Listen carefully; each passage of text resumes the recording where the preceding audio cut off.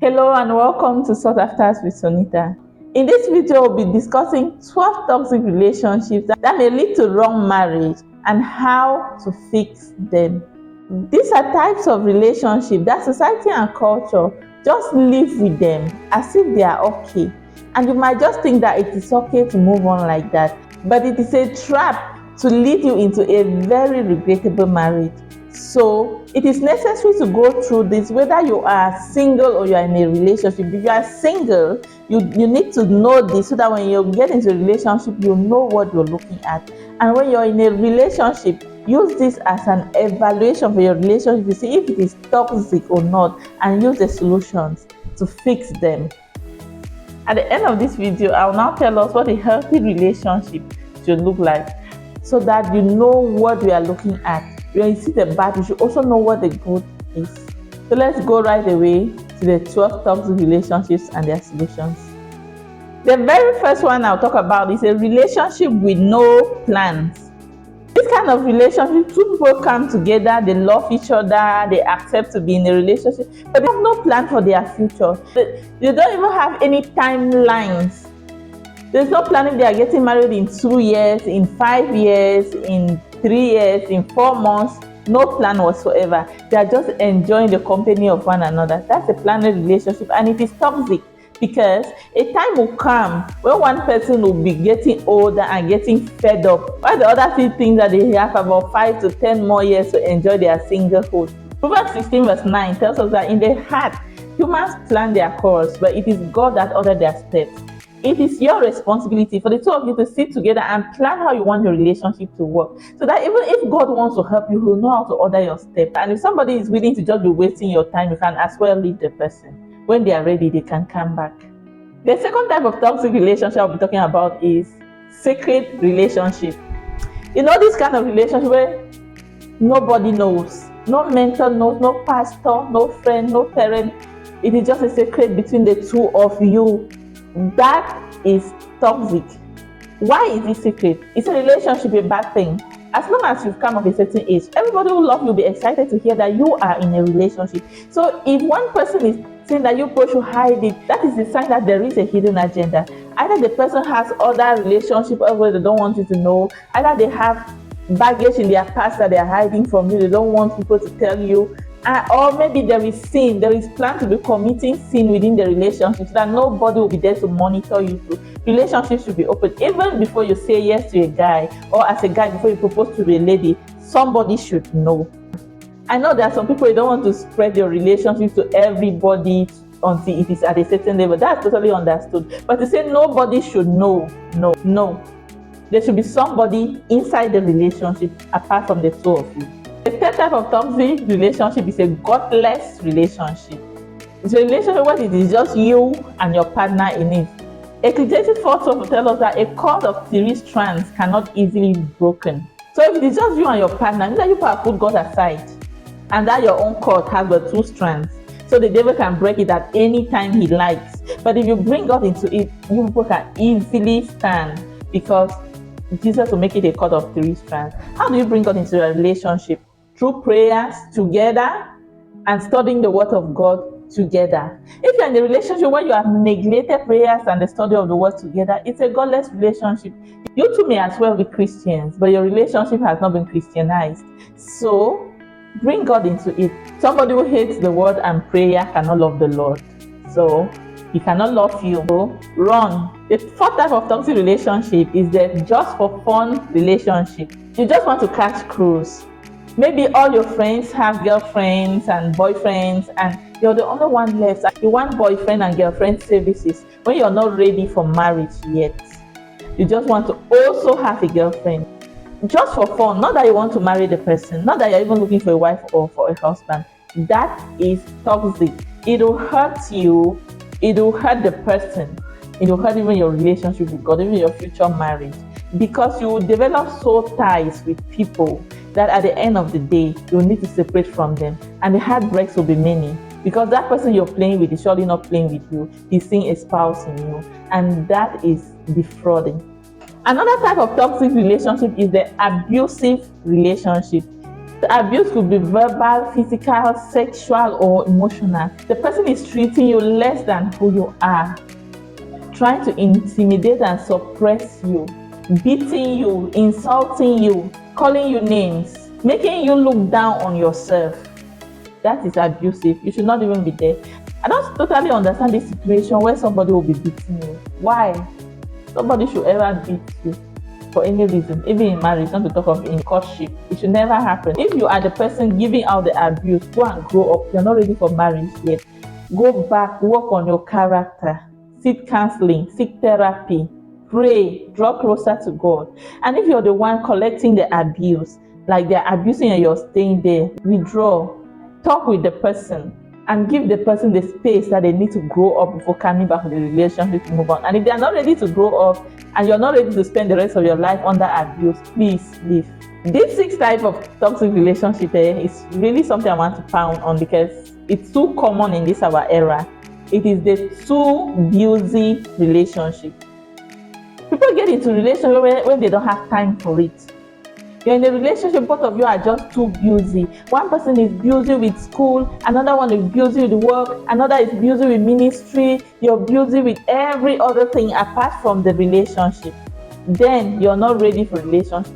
Get into a relationship when you can create time for it, when you have time to communicate, when you have time to live, work, travel, even if you're abroad. Travel and spend physical time with the person. Matthew 6 verse 21 will tell us that where your treasure is, there your heart will be also. And so if you treasure somebody, your heart will be with the person. And you cannot tell me that your heart is with somebody, yet you do not have even the time to spend with that person. In fact, the more reason why you should leave this relationship is because that's how your marriage will be. If you can't create time for the person in courtship, it is not in marriage that you will create time. It is not for your children that you will create time. And why marry when you don't have time for it? You don't have time for it, just concentrate on whatever you like that time. And marriage is something that takes time, effort, and sacrifice. Be ready to put in the time, the effort, and the sacrifice before you get into one. The 7th type of toxic relationship is the do or die relationship. It's that kind of relationship that you cannot live without the person again. The person has become your God, he has become your life, and he has become your all and all. In fact, you will commit suicide if the person leaves you. And no matter what the person does to you, you will always stay there. It's in this type of relationship that people go as far as taking blood pacts. It is very unhealthy. In fact, might even be demonic. I totally understand the fact that when you love somebody, you'll be heartbroken if they leave you. Yes, that's understood. But you shouldn't die. You shouldn't be useless. You shouldn't be unable to heal and move on with life. So if you're in a relationship with somebody, don't be such that you must marry the person. Be such that it's like there is good reason to break up, you will break up and you will live life. And if you find that you're in a relationship that it is as if the person does not marry you, don't have a life again, then the solution to this is not just to hurry and marry the person no matter what he's doing to you. The solution is get a life. Find your worth, right? Seek God for what your worth is. What addition can you add to life without that person? What is your own life purpose? What is your importance in this world? Discover your value in God. I'll keep saying this. Sometimes people are too desperate because they don't know their value in God. When you're going into another person's life, it is a privilege that the person has you in their life. If you're a girl, the Bible actually says that who finds a wife finds a good thing and obtains favor. You're going with favor. It's not as if the person is coming to make you who you are. You're already somebody. And if you're a guy, you're already somebody. It is not that person that is making you somebody. With or without the person, you should be able to still live. So have a heartbreak, but don't die. Heal and move on with life. The 8th type of toxic relationship is what I call the understanding and respond relationship. You know that kind of relationship where the guy just acts as if he likes you. He has not opened his mouth and proposal. He's showing love in action, but without words. And then the girl to also just read the signs and also comply, and then they are moving on as if they are a couple. That is toxic in the sense that tomorrow, while you're planning how you will get married in your own heart, the person may just tell you that, did I ask you for a relationship? You're just my friend. And you'll go with a very terrible heartbreak. So if you're a girl and a guy is acting towards you as if he loves you, don't just assume that you're in a relationship with him. Ask him, Let him clarify the air. What kind of relationship are you in? And guys, if you propose to a lady and the lady has not openly told you yes, but she is just acting friendly and nice, don't just assume that you guys are in a relationship. Wait until she gives you an answer. Let her give you a straightforward answer. Yes, we are together. No, we are not together. So that you want to continue being friendly with the person, you know that it's normal friendship. You're not in a relationship. You're still open to another relationship. Relationships are not done only by actions. Let your words initiate it before actions continue. And why would you even be giving somebody actions without words? If you're for, say yes. If you're not for, say no. If you want a person's friendship without a relationship, still clarify the air. Don't be giving people confusing signs. Please guys, please ladies, be straightforward with one another. The 9th type of toxic relationship is a sinful relationship.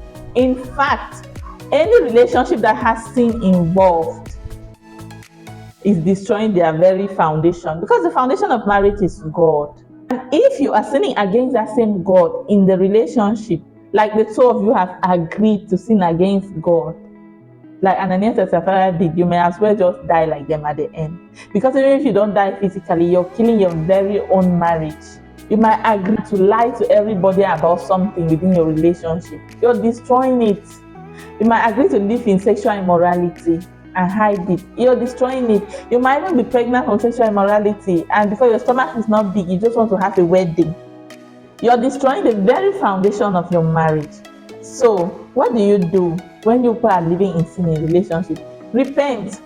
In fact, I had earlier posted a video on how to handle sexual sin in your relationship. I think you should go to that. It will help you better. But summarily, together, both of you should agree to repent and seek the help of a counselor to walk you through this, and be open. Don't deceive yourselves and deceive others, because it is the foundation of your own marriage that you're destroying, and you know you will reap whatever you sow in this marriage journey. The 10th type of toxic relationship is rather funny. You have the girlfriend, main boyfriend relationship. You know, a relationship where you know that the guy has many other girls, and you're just comfortable that at least I am the main girlfriend, I am the one he has proposed to.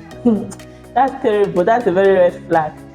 Except you're ready to live the rest of your marriage life with your husband side chicks everywhere. Don't think after marriage that will end. And guys, if it's a lady that is keeping other guys around but accepts your proposal while still keeping them, that's still terrible. Because Mark 10 verse 8 tells us that it is two people that become one flesh.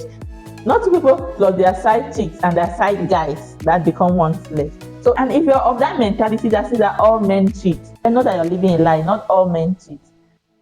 And not all women cheat too. If you're talking of a godly marriage, it should just be two of you. No side, anything. The 11th type of toxic relationship is the show-off relationship. You know, that kind of relationship that you got into the relationship just to show some people that thought that you'll never be married, or that thought that you'll never have a relationship. That's very toxic, because God resists the proud and gives grace to the humble. You might just get into a relationship with the wrong person just to show off to people, forgetting that tomorrow when you're suffocating in the marriage, they will not even be there to help you. Sometimes it might even be a good relationship, but whatever you're doing in that relationship is for show off. You might destroy your relationship in an attempt to show off to people. So, change your motives. Don't relate just for show off. Let it be because you love the person and see that this is the person you can build a kingdom marriage with. The 12th type of toxic relationship is exploitatory relationship. You don't love the person, you don't see a future with that person, but you're with the person for what the person has, not for who the person is. Maybe you want their money, their beauty, their connection, or just the fame of being with that kind of a person. Mark 10 verse 19 states it clearly that we should not defraud one another. And being in a relationship with somebody just for that purpose is absolutely defrauding. It is a sin against God. Now that we know what toxic relationships are, let's look at what a non-toxic relationship is. A non-toxic relationship is a relationship between two people who love God and one another and are working for the good of one another in obedience to God's word. This is a non-toxic relationship, and this is the kind of relationship that will give you a godly marriage.